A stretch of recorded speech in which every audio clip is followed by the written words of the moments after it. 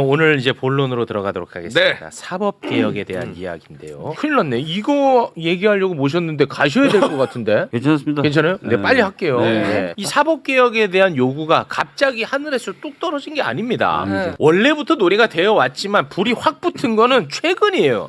이유가 있기 때문입니다. 지기현이가 사실상 불법적으로 윤석열 풀어줬잖아. 네. 그렇죠. 그리고 지기현이가 내란 재판 지연시키고 있잖아. 네. 지기현이가 중계도 하지 않고 있잖아. 지기현이는 룸살롱 접대 의혹까지 받고 있잖아요. 그렇죠. 네. 게다가 조희대 대법원장은 조희대의 난을 통해서 대선에 개입하려고 했잖아. 그리고 윤석열이 탄핵된 이후에 조희대, 한덕수, 그리고 정상명 전 검찰총장, 그리고 김충식 이 넷이 만나서 이재명 재판에 대해서 이야기를 나눴다라고 하는 녹취가 있었거든요. 이게 사람들 또 다 까먹었어요. 네. 다 맞아, 까먹었다고. 까먹었어요. 까먹지 말라고 다시 한번 그 녹취 한번 잠깐 또 듣고 오겠습니다. 윤석열 탄핵 이후 정상명, 한덕수, 김충식, 조희대가 4인이 회동했답니다.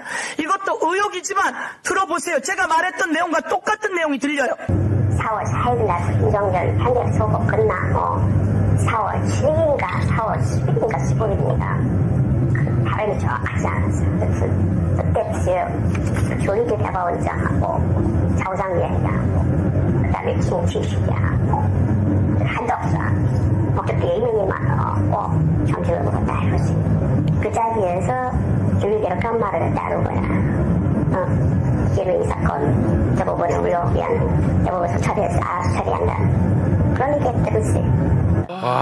자, 지기현 문제 심각하죠? 네. 조희대 문제 심각하죠? 네. 게다가 또 한덕수는 내란 관련해서 증거 인멸을 실제로 시도 아니라 실행했습니다. 그런데도 구속영장 기각시켰잖아. 그렇죠. 얼마나 문제가 많습니까? 이렇게 사법부에 문제가 많기 때문에 국회에서 사법개혁을 하려고 하는 겁니다. 네. 그러자 내란 사태가 터졌을 때는 입을 꾹 다물고 있었던 조희대 그리고 판사들이 이번에는 자기들 기득권과 관련된 일이니까 다들 아주 난리가 났습니다. 9월 10일 지난 금요일에 법원장들이 한자리에 모였습니다. 무려 7시간 30분 동안 민주당의 사법개혁에 대해 불만을 쏟아냈습니다. 어떤 내용이 나왔는지 지금부터 좀 살펴볼 텐데요. 구체적인 사안에 대해서는 잠시 후에 저희가 살펴볼 거고요. 먼저 큰 틀에 대한 이야기부터 한번 좀 살펴보겠습니다. 사법개혁에 대한 법원장들의 입장 정리해 주시죠. 자, 그날 회의에서 사법개혁 관련해서 법원장들의 입장은 이겁니다. 최고 법원 구성과 법관 인사제도는 사법권 독립의 핵심 요소이고 개선 논의에 있어서 사법부 참여가 필수적이다. 우리 들어가서 같이 해야 된다. 네, 사법권 독립 이거 거의 맞는 키로 활용하고 있거든요. 네. 어떻게 보십니까? 사법부 독립이란 단어 자체를 다시 생각해야 된다고 봅니다. 이재명 대통령의 그 선거법 위반 사건 때 그 파기환송 그 사건이죠. 파기환송 받은 서울 고등법원 판사가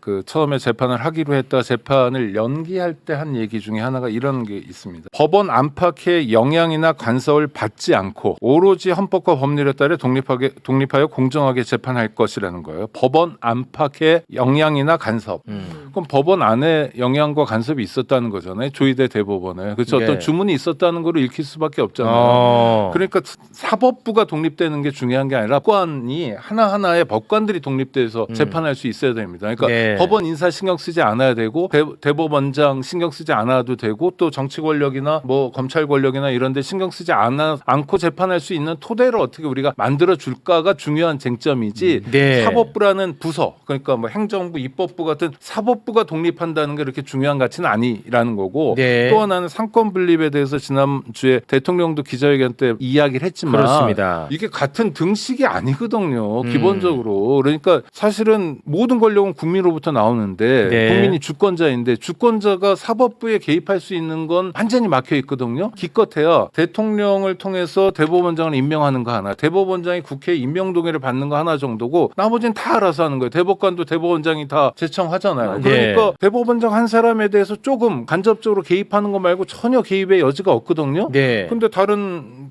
사법 사법에서 민주적 통제, 시민적 통제가 잘 되는 나라들은 어떻게 하냐면 재판도 국민이 합니다. 배심, 참심을 통해서. 우리는 그것도 없어요. 국민 참여 재판이라고 그래서 그냥 자문 정도 구하는 정도거든요. 네. 그러니까 이거는 어떻게 민주공화국에서 국민과 무관한 권력이 자기들끼리만 뭘 해보겠다. 근데 정말 잘하면 박수 칠 수 있어요.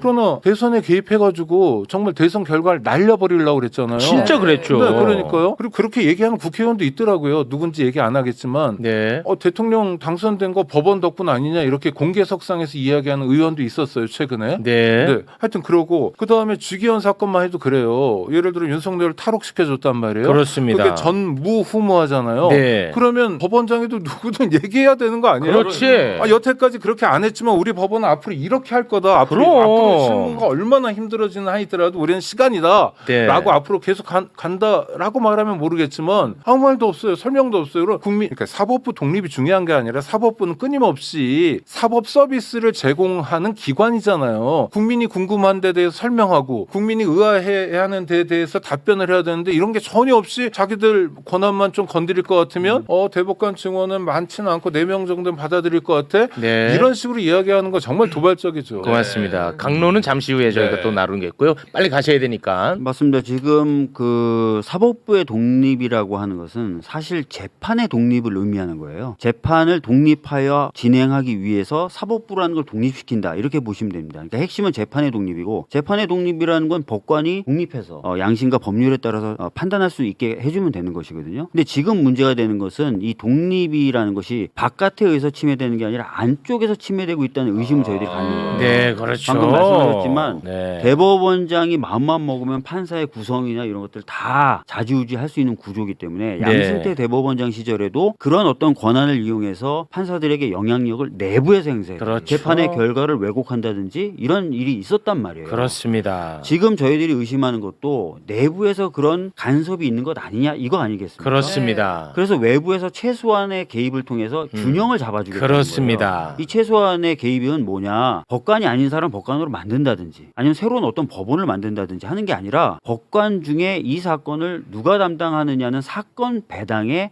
또 다른 하나의 별개의 트랙을 하나 만들어서 그렇습니다. 배당만 좀 다른 방식으로 하게 하겠다는 거예요. 그렇습니다. 그렇기 때문에 무슨 법관이 어떤 판단을 내리는데 직접 영향을 미친다거나 이런 게 아니거든요. 네. 그래서 이거를 위헌이다라고 얘기하는 것은 지나치다. 지나치다. 네. 나는 진짜 제일 웃긴 게 뭐냐면 얘네들 뭐만 하면은 사법부 독립 맞는 키잖아. 네. 근데 사법부 독립을 가장 적나라하게 침범하고 침해하는 것이 계엄이에요. 아 그렇죠. 그렇죠. 그때는 그냥 다들 닥치고 있었잖아. 아 맞네. 그거는 그냥 아예 대놓고 침해하는 거거든. 가장 적나라한 방식으로. 맞아요. 그때는 닥치고 있었잖아. 맞네요. 근데 지금은 마치 뭐 넥타이 매고 지들이 제일 똑똑하고 제일 피해를 많이 보는 것처럼 7시간 반 동안 이런 게 나는 역겹다는 겁니다. 역겹다는 표현은 조금 인권에 맞아요. 안 맞죠. 개엄 아니 역경건 뭐 괜찮습니까? 반인권적이지 네, 않습니다. 자꾸 눈치 보이네요. 네. 판사들한테 계엄이 성공했다면 진짜 네. 사법부에 대한 특별한 조치가 그럼. 가능하지 않습니까? 당연합니다. 그렇기 때문에 그 당시에 법원 내부에서도 이 내란에 대해서 뭔가 입장을 내야 된다는 소수의 목소리가 있었어요. 네. 그러나 안 했죠. 안 했잖아. 아니 법원이 서부지방법원이 박살이 났는데도 불구하고 대법원장이 법원 행정처장 보내서 입장 대신해서 낸 거 말고는 없었잖아요. 그때도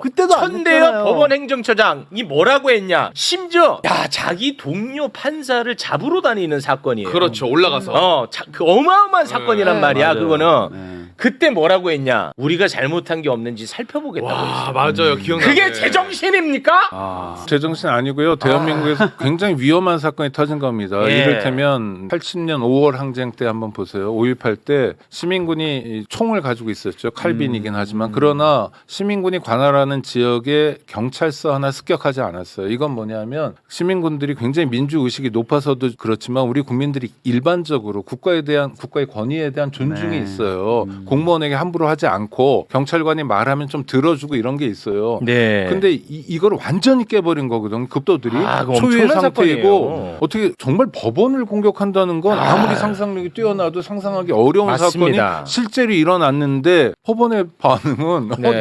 남의 일이에요. 맞습니다. 부구경이에요. 예. 이런 사람들이 무슨 사법개혁에 대해서 이야기할 그렇습니다. 기본적인 자격이 있나? 그리고 그냥 찾으러 다니는 게 아니잖아요. 실제로 굉장히 몹쓸 짓을 하려고 찾으러 찾으러 다닌 거 아닙니까? 맞습니다. 영장 발부 판사를 이 중요한 정말 국헌 질서를 문란시키는 파괴 행위에 대해서도 아무 말 안 했던 사람들 그렇죠. 우리 기억해야 됩니다. 네. 그때는 자신들이 잘못한 게 없는지 돌아본다고 하더니 이번에는 그거에 1000만 분의 1도 안 되는 건데 왜 너네들 잘못을 돌아보지 않아? 너네 잘못 때문에 이렇게 하는 건데. 맞아요. 아, 진짜. 아까 뭐 국장님 말씀하셨지만 그 법원에서는요 이재명 정부라는 표현 별로 안 씁니다. 대신에 대법원장이 바뀌잖아요. 그들의 표현이 따로 있어요. 조이대 코트라고 합니다. 지금의 조이대 법원을. 그렇게 네, 표현해요? 그러니까 이재명 정권이라는 것처럼 조이대 코트, 양승태 코트 이런 표현을 써요. 와. 그 사람이 대법원장이 누군지가 법원에서 제일 중요한 거예요. 아니 독립을 그렇게 강조하면서 그러니까 아까 의원님 말씀하신 것처럼 판사들이 판결을 독립한 게 아니라 조이대의 독립인 거예요. 지금 독립국가인 거예요. 그러네. 그래서 7시간 법원장 회의했다고 했죠. 네. 사실 저 법원장들 중에서도 다른 생각 가진 사람들이 있을 수 있어요. 근데 조이대한테 반기를 들 수가 없잖아요. 그렇게 된 구조예요 지금은. 판사들은 개별 판사의 법원의 지원장의 눈치를 보고 왜 인사권을 다 그들이 갖고 있으니까 판사들은 지원장 눈치 보고 평판사들은 지원장들은 대법원장 눈치 보는 거예요. 이게 무슨 사법부 독립이야. 양승태 대법원장 시절에 이제 열받네. 법원장에 대한 인사권이라든지 고등부장 승진제도 같은 걸 활용해가지고 완전히 판사들 줄 세웠거든요.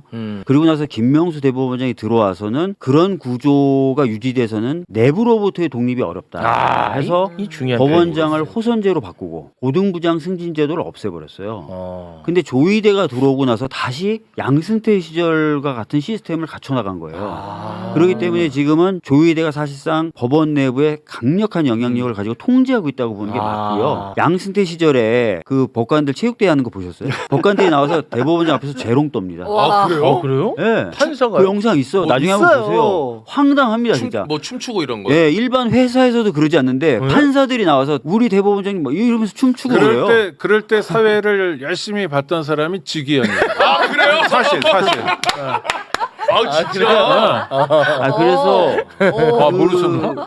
그런 분위기가 지금도 내부에 있을 것이라고 저희는 추측하고 실제로 저희들이 감지하고 있고 실제로 그런 것이 일부 작동하고 있기 때문에 최소한의 개입을 통해서 균형을 잡겠다는 그렇습니다. 그렇죠. 지금 말씀하신 것처럼 외부에서 판사들에서 평가를 하게 되면 그 판사들은 자기 재판에만 신경을 쓸 수 있는 거예요. 그걸 해주겠다는 거예요. 거꾸로 재판 독립 해주겠다는 거예요. 그렇습니다. 근데 양승태 시절 얘기를 하시니까 양승태 유명한 얘기 있잖아요. 후배 판사들한테 선배 판사들을 곤란하게 만들지 말란 얘기를 했어요. 선배 판사들 네. 곤란하게 하지 만들지 대법원에서 마라. 이미 판례를 만들어 놓은 거 자꾸 딴 판례를 내리지 말라는 거예요. 그거는 독립이 아니지. 그런 식의 문화라니까. 그건 지금 다시 그건 돌아오고 개입이지. 있어요. 제가 양승태 대법원장 시절에 어떤 일을 겪었냐면요. 법원에 굉장히 센 행정처에 센 한 분하고 술을 먹게 됐어요. 별로 좀 원치 않는데 하도 먹자 그래서 먹었는데 황당한 일이 처음에 1대1로 이렇게 마시잖아요. 조금 있으니까 제 동기들, 연수원 동기들, 대학 선후배 판사들을 다 전화로 부르는 거예요. 그 밤에.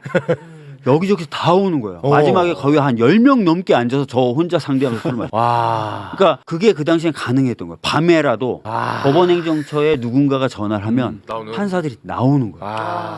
그런 분위기, 군대보다 센 분위기, 일반 회사보다 센 분위기. 근데 뭔 독립을 얘기해? 그러니까 그건 뭔 독립을 얘기하냐고요. 그들 독립국가, 독립국가의 수장, 그러네. 조이대. 그거 외친 범에 내 영역인데 내 땅인데. 내가 이거는 하는데. 그 성역화지. 사법부의 성역화지. 사법부의 독립이 아니죠. 그래서 황당하지만 대법관 숫자 늘리면 서초동이 땅 사야 되니까 일조 필요하다는 얘기가 이 사람들은 그 내 땅인데 내 나라인데 이거를 떠날 생각이 없는 거예요. 다 이게 발상이 아예 안 되는 거예요. 안 돼. 완전 다르다. 네. 자, 그럼 구체적 사안에 대해서 법원장들의 입장을 좀 살펴보도록 할 텐데 의원님 괜찮나요? 괜찮아요. 아 그래요, 네. 불안해가지고 그러니까, 죽겠네. 네. 자, 대법관, 하고 싶은 얘기 많습니다. 네, 대법관 증언에 대한 법원장들의 입장 살펴볼까요? 단기간에 대규모 사법자원이 대법원에 갑작스럽게 집중이 되면 사실심인 1, 2심 재판 역량이 약화될 수밖에 없다. 그리고 4명 정도의 소규모 증언이 적정하다. 그 근거가 뭔데? 4명은 4명 정도. 4명 근거는 뭔데 이놈들아? 아니 얘네들은 맨날 그동안에 대법원에 너무 사건이 많다고 완전히 징징댔었거든요. 네. 양승태가 그래서 그 사달이 난 거 아닙니까? 상고법원 상고법원. 네. 우리가 일이 너무 많으니까 상고법원 좀 만들어 달라고 네. 그걸 로비하다가 그 사달 난 거 아닙니까? 맞아요. 네. 이거 어떻게 합니까 이놈들? 그러니까 사실은 이제 대법관들이 숫자가 늘어나면 예우나 이런 것들 조금 낮출 수 있죠, 사실. 그렇지 않습니까? 그렇겠죠. 근데 그런 생각이 전혀 없는 거예요. 기존에 받았던 대로 지원받고 예우 받으려면 4명 정도 늘리는 것도 힘들다는 거예요. 그러니까 제가 보기에 좀 국민들의 정서하고 상당히 동떨어진 사고를 하고 있는 것 같습니다. 네. 그러니까 이 또 대법관들을 늘리면은 상고심에 너무 많은 사건이 몰린다. 내가 그래서 명언을 하나 남겼었잖아요. 뭐였죠? 화장실 많이 만들면 똥 많이 싸냐? 요거는 진짜 엄청난 명언. 요거는 반인권적이지도 않고 아주 예. 그냥 정확하게 지적을 하는 기가 막힌 제 웃기진 명언. 않았어요. 안 웃겨요? 와 이런 교육감. 이 발음 좋았는데. 범이면 안 됩니까? 아니 괜찮습니다. 아니, 이상호 기자는 보니까 막 삼촌이라고 부르더라고요. 여기 최후 왕국이에요. 여기에서 제가 조이대? 조이대예요. 제가 조이대입니다. 죄송합니다. 불렀어요. 애드립 독립권 침해하지 말아주십시오. 대법관 한 명이 1년간 담당하는 사건이 15,000건. 한 명이 한 명이. 그 한 명이 자기가 주심으로 보는 사건은 한 4,000. 그래서 이 경무를 줄여주겠다는 거예요. 줄여준다는데 왜? 네, 어떻게 이걸 다 봅니까? 아니, 오늘 좋은 자료가 나왔는데 전현희 의원 통해서 나온 겁니다. 2015년부터 올 6월까지 대법원이 최근 10년 동안 선고한 전원 합의체 사건의 평균 심리 기간이 994일이에요. 1000일 동안. 와. 그런데 이재명 대통령 사건은 34일만. 와. 빨리. 그러니까 뭐 30배 차이죠. 와. 어떤 선택인 거죠. 어떤 사건은 그렇지. 30일 만에 끝내고 어떤 사건 평균적으로 994일이니까 와. 1000일이 훨씬 넘는 것도 그러네요. 있는 거죠. 994일? 네, 하나의 사건 대법원에서만. 그러니까 명찰 본 사람은 힘들어지는 거죠. 와. 아니 이거는 사법이라는 게 서비스여야 하거든요. 기본도 맞습니다. 행정도 서비스고 의회도 국민에 대한 서비스를 맞습니다. 수행하잖아요. 근데 서비스라는 건 뭐냐 헌법 규정대로 국민 전체에 대한 봉사자여야 돼요. 근데 법관들이 봉사자로서의 인식이 있나? 이 사람들이 공무원이잖아요. 우리가 월급 주잖아요. 권한도 우리가 위임해 준 거잖아요. 네. 근데 이상한 법원 문화를 통해서 왜곡되어 있는 것 같아요 지금. 그러니까 이것은 만약에 네. 대법관들이 진짜 나는 국민을 위해서 봉사하는 공직자다라는 생각이 있었으면 네. 예전에 사건이 그렇게 많고 그래 지연되고 있으면 본인들이 먼저 늘려달라고 해야 되는 거 아니에요? 그렇죠. 당연하죠. 그리고 뭐 행정사건, 형사사건, 민사사건 뭐 다 특색이 다르니까 제대로 된 심리를 네. 위해서 소부를 더 구성할 수 있게 해주세요. 노동법원 좀 만들어 주세요. 노동법은 좀 네. 이렇게 해야 되는데 지금까지 기득권, 자신의 권위 이런 것들을 위해서 얘기 안 하다가 지금 막 밀려서 4명 정도는 받아줄게 지금 이러고 있는 거예요. 아니 그러면 대법원에 1000일 동안 사건이 지연이 되면 당사자는 이런 거야. 누가 지금 몽둥이를 날 칠까 말까 하고 있는 걸 1000일 동안 이러고 있는 삶이잖아요. 그렇죠. 그런 삶이잖아요. 실제 그러다 보니까 와. 이제 변호사들에게 의뢰 자체가 시간만 길게 잡아달라는 의뢰도 들어와요. 사건이 안 끝나고 밀어서 묶여 죽인다 있는 것 그래? 자체를 이익을 볼 수가 있잖아요. 아니 그러니까 쉽게 말해서 돈 갚아야 되는데 1000일 동안 미뤄진다고 생각해봐요. 나쁜 놈들한테는 아주 도움이 쉽게 되고. 말했어요. 그리고 여기에 중요한 게 뭐가 있냐면 와. 대법원이 저런 말을 한 전제 조건은 우리가 1심과 2심 저기 굉장히 사실 생각해보면 기분 나쁜 부분이 있어요. 뭐냐면 1심과 2심에서 국민들이 수긍할 정도의 판결이 나오면 대법원으로 많이 안 가요. 그러니까. 네. 그럼 거기서부터 바꿔야 되는 거예요. 우리가 1심, 2심에서 국민들이 만족할 만한 법률 서비스를 제공 못하니까 여기까지 많이 오는 것 같습니다라는 생각을 먼저 해야 되는 거예요. 아, 그렇지. 근데 그게 정상적 사고지. 얘네들 야 똥싸라 많이 온다 야 이거를 얘기하잖아. 그렇습니다. 이 심각합니다. 자, 그리고 대법관 추천위원회를 또 민주당이 개편하려고 하고 있거든요. 대법관 추천위원회 개편에 대해서는 법원장들이 어떻게 생각하고 있는지 살펴볼까요? 구성 방식에 따라 사법권 독립이 침해될 여지가 있고 대법관 다양성 확보가 어려운 것은 청문회 제도 때문에 그런 거다. 야, 난 이거 제일 유치했던 것 같아. 모든 것들 중에서도 나는 이 청문회 탓하는 거. 아니 청문회 국회 논의가 하도 괴롭히니까 누가 이 대법관 하려고 하느냐 이런 거 아닙니까? 말이야. 와, 잘못했네 박주민 의원이 잘못했네. 아니, 그런 생각을 속으로 가지고 있는 와, 거. 지들끼리 나 밥 진짜. 먹을 때 투덜대는 것과 달리 법원장들이 모여서 법원 행정처장 대법관이잖아요. 이 사람도. 네. 이 사람이 공식적으로 저렇게 얘기하는 건 전혀 별개죠. 와. 그러니까 이게 오만 하다 보면 이렇게 선을 막 막 넘는 거예요. 청문제도라는 게 우리 민주화의 성과 아닙니까? 맞아요. 그 청문제도가 있었기에 그래도 지난번에 문형배 헌법재판관 같은 경우에도 이렇게 네. 우리가 한번 새롭게 볼 수 있었던 거고 그건 재산 맞습니다. 문제를 또 이 사람들은 왜 이렇게 재산이 많아도 볼 수 있는 거고 법집행공무원이 법을 경시한 해도 찾아볼 수 있었던 건데 네. 이거 가지고 이렇게 대놓고 조롱을 하는구나. 대단합니다. 지금 우리 박주민 의원이 가셔야 되니까 가장 중요한 거 내란 특별재판부 관련해서만 딱 다루고 저희가 보내드리도록 네, 하겠습니다. 네. 이게 제일 중요하니까 다른 네. 거 좀 건너뛰도록 하겠습니다. 내란 특별재판부 설치에 대한 법원장들의 입장 살펴볼까요? 사건 배당 무작위성은 재판의 독립성과 공정성을 보장하기 위한 중요한 체계고 향후 큰 사건 발생할 때마다 유사한 요구가 쏟아질 가능성이 있다. 네. 근데 자꾸 뭐 위헌 논란 이야기하고 이거 반대를 그러니까 제일 사건 심하게 배당 무작위성이라는 것이 옹호될 수 있었던 이유가 뭐냐면요. 법원의 기본적인 입장은 이거예요. A 판사가 사건을 담당하든 B 판사가 사건을 담당하든 사건의 결론은 같다. 그렇지. 와. 요 전제예요. 그렇지. 요 전제이기 때문에 그렇지. 무작위 배당을 해도 또 무작위 배당을 통해서 나오는 결론도 다 수용할 수 있는 긍정된다는 거죠. 거예요. 네. 수용할 수 있다는 거예요. 그렇습니다. 저희가 아까도 말씀드렸지만 법관이 아닌 사람을 법관으로 만들어서 재판을 하겠다는 게 아니고 그거 아니다잉. 다른 법원에 있는 판사를 데려다가 서울중앙지방법원에 넣어서 하겠다는 것도 아니고 그렇죠. 네. 서울중앙법원에 있는 그렇게 법원이 누가 맡든 동일한 결론이 나온다는 그 균질화된 법관들 중에 네. 배당만 좀 다르게 하겠다는데 그렇습니다. 왜 이게 갑자기 위헌이 되냐 이거. 그러네. 말이 안 됩니다. 말 자체가. 무작위 배당의 장점은 존재한다고 봐요 저는. 네. 그런데 예를 들어 이런 겁니다. 이게 얼마나 터무니없냐면 서울중앙지법의 영장전담부를 우리가 많이 보잖아요. 맞아요. 네. 한덕수는 범죄가 증거인멸이 명확한데 그렇습니다. 그냥 영장 발부도 안 해줘요. 예. 그럼 김현장밖에 더 있나 이렇게 의심이 되는데 의심되죠. 무슨 얘기냐면 영장 재판부에 고만고만하게 보수적이고 고만고만하게 뭐 아버지가 법관이었던 사람 법조 가족 카르텔 속에서 이렇게 임명해 버리면 거기서 무작위로 ABC 배당해봤자 똑같은 결과거든요. 네. 그 인사권을 대법원장이 가지고 있잖아요. 그러니까 대법원장이 지금 국민적 의혹 앞에 서 있는 거 아닙니까? 네. 저 사람이 온당하게 대법원을 끌어갈 만큼 민주적이지 않다. 또 법률적인 판단도 제대로 하지 않고 있다라는 건데 그럼 그 사람이 임명한 상황에서 무작위로 가는 거니까 네. 무작위 배당이 정가의 보도는 아닌 거죠. 그렇습니다. 이 말씀만 좀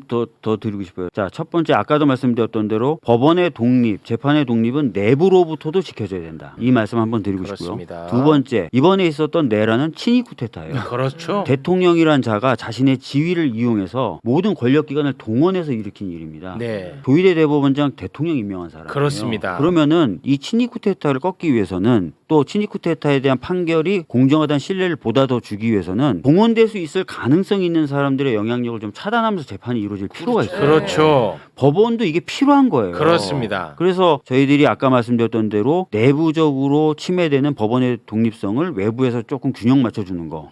법원도 동원될 수 있었다라는 국민적 의혹에서 법원을 좀 더 자유롭게 만들어주고 신뢰 다시 회복하는 계기를 만들어주는 거. 이게 바로 내란특별재판부예요. 네. 그 내란 때 사법부는 어떤 역할을 했는지 그것을 특검이 수사하는 게 엄청 부담스럽겠죠. 지금 뭐 특검 내부에서 나오는 얘기는 이게 들쑤셨다가 영장이 안 나온다든지 그렇겠죠. 또는 사건의 결론이 이게 왜곡된다든지 참 골치 아픈 문제야. 이런 우려를 좀 갖고 이 있더라고요. 골치 아픈 문제야. 아니, 그런 우려가 있다는 것 자체가 사법 그러니까요. 얼마나 아니, 그렇죠. 그런지 네, 몰라요. 맞습니다. 우려가 있다는 것 자체가 특검이 수사도 네. 못하는 우린 네. 건드리면 안 돼. 우리는 아니, 맞는 남들과 다른 말씀이죠. 귀족이야. 예, 너무 맞는 말씀이죠. 네. 아니 그리고 다른 것보다도 향후 큰 사건이 있을 때마다요 친위 쿠데타가 그렇게 큰 사건 중 하나로 치부될 없어. 사건이에요. 이런 사건은 없어. 없다고. 어떻게 없어야 되고요.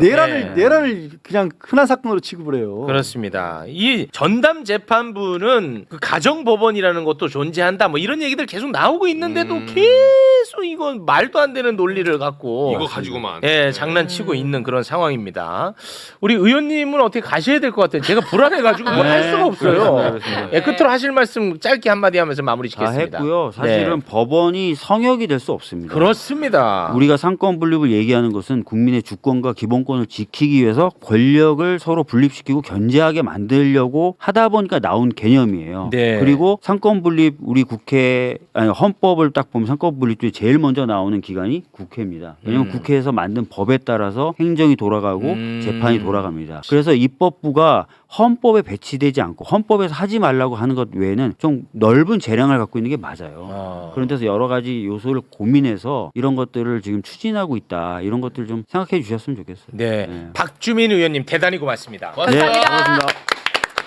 근데 그럼에도 불구하고 내란 전담 재판부에 대해서 국민의힘 패널 그리고 개혁신당 패널들이 이거 완전히 터무니없는 주장을 막 하고 있거든요. 어떤 주장을 하는지 오늘 잠깐 좀 보고 가겠습니다. 민주당이 이렇게 주장을 해서 내란 전담 뭐 재판부 특별 재판부 뭐 만들어요. 만들고 판사도 뭐 추천하는 대로 받아서 했어요. 자 그렇게 해서 결과가 나왔어요. 국민들이 이거 인정해요? 앞으로의 판결들이 다 안 좋게 나올 거다라고 예단을 하고 그러니까 판사들을 따로 구성해야 된다. 그렇게 해서 결과가 나오면 어떤 결과가 나오든 국민들이 이거 민주당이 원하는 결과야라는 말을 안 듣겠어요? 이거는 사법 질서에 그냥 근간을 흔드는 거고 저는 민주당 박희승 의원이 진짜 용기가 있고 제대로 된 국회의원이고 제대로 된 법률가라고 생각합니다. 한가하고 나는 저거 보면서 야 어떻게 저렇게 한가할까 그리고 어떻게 저렇게 무책임할까 이런 생각이 듭니다. 문제적 판결이 나올까봐 내란 전담 재판부를 만들자는 게 아니라 지금 문제가 발생했어요. 그렇죠. 이미 그렇기 때문에 문제가 발생했기 때문에 결론도 이상할 거라는 거지 뭘 근거도 없이 예단해서 만들자는 게 아닙니다. 그리고 지난번 계엄 터지기 전에 계엄에 대한 경고를 민주당에서 했었죠. 네. 그때도 한가하게 넥타이 메고 점잔 떨면서 괴담 취급했었잖아. 완전했죠. 완전했었잖아. 네. 조금 전에 그 친한계 국민의힘 패널이거든요. 네. 한동훈이 당시에 그 계엄 경고를 막 우리가 했을 때 민주당이 했을 때 뭐라고 이야기를 했는지 다시 한번 좀 보고 오겠습니다. 계엄을 준비하고 있다. 이거 우리나라 얘기 맞습니까? 그리고 만약 그렇다면 근거를 제기해 주십시오.